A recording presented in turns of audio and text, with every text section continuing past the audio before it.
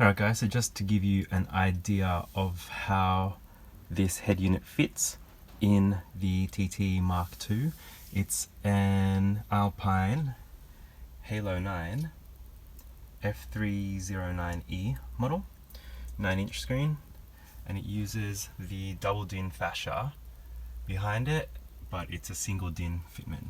It's really nice and has a really good adjustable height, so you can get it right.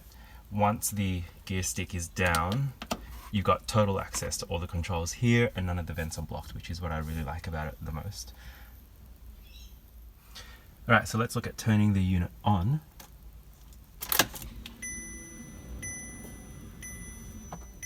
Seeing how it all starts up. Let me turn this off. Put my seatbelt on, otherwise it'll keep dinging at me. Going through all the features, of course, you got radio.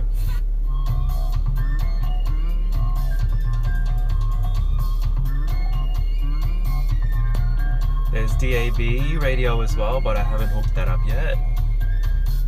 I plan on wiring up the antenna to the rear windscreen. Of course, you got Bluetooth audio, and then Bluetooth phone. Yeah. The screen is of really high quality, and its capacitive, so it's like pretty much like an iPhone touchscreen. Really sensitive. You don't have to put any pressure on it as well. Alright, so it does have Apple Carplay and also Android Auto.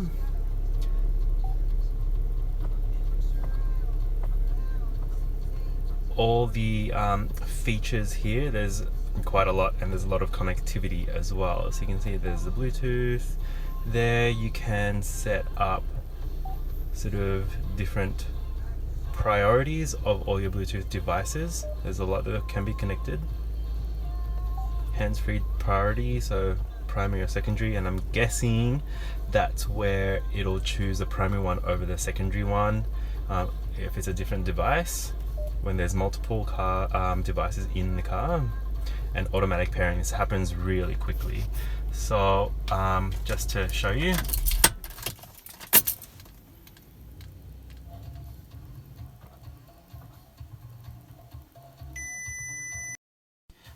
there you go, it's all connected, nice and quick when you start the unit up.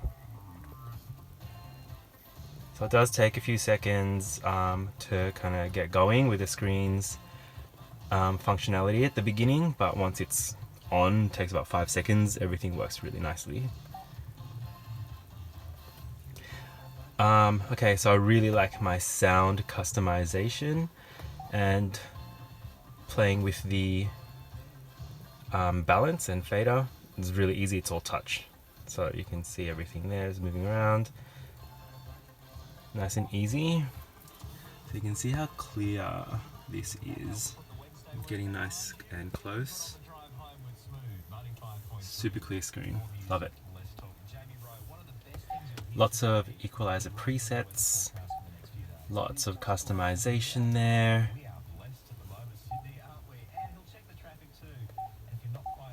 Of course, you can change it and save your presets. Lots of crossover settings, time correction, which I still have to play with and save. And then you can actually upload these up to the Alpine TuneIt app and share your settings. I've already seen there's a few Audi TT settings that I'd like to try and see how they go. Otherwise, I'll play with my own settings once I've got the time. That's all there. Really nice thing is that this has all 3 pre-out RCAs, so adding a subwoofer is going to be not a problem, and it will be much needed in this car because I don't have the Bose sound system, which I don't really care about.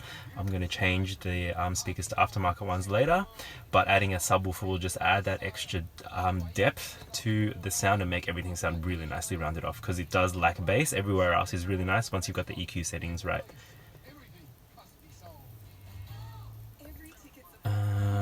You can set source volumes here. I've already had to turn up the caller level just because I couldn't really hear it with a default setting. Then you've got other sort of sound settings here and noise cancellation. Sources, there's a lot of input. So obviously there's radio, DAB once it's connected. I've turned off the auxiliary jack there. You can plug in an HDMI source. Obviously Carplay is on there. Camera, what's this? That's for your rear camera, parking camera. Unit, external app. I'm pretty sure that's to connect up to the Alpine Tuner app. Or no, it's that one, by your iPhone. And you can connect to it by Bluetooth with Android. I'm not sure why it's not like that with iPhone, but whatever. So controls wise, it all fully integrates. Let's turn this light on and see if you can kind of have a better look. So scrolling through different channels, obviously that'll scroll through your songs when you're using something like the Spotify or music app. Then of course you can mute it using the right hand side and change the volume up and down. It should be able to. So all in all, I'm super happy with it. And I'll show you how it all goes with the Apple CarPlay plugged in. Here I'm just going to go through the Bluetooth pairing process. It's very quick once you get it right. I had to do it 3 times because obviously I was doing the process incorrectly, but I did have some feedback saying that someone was having troubles with the Bluetooth pairing and that it took ages or that it would drop out. So far I've not experienced any of this at all.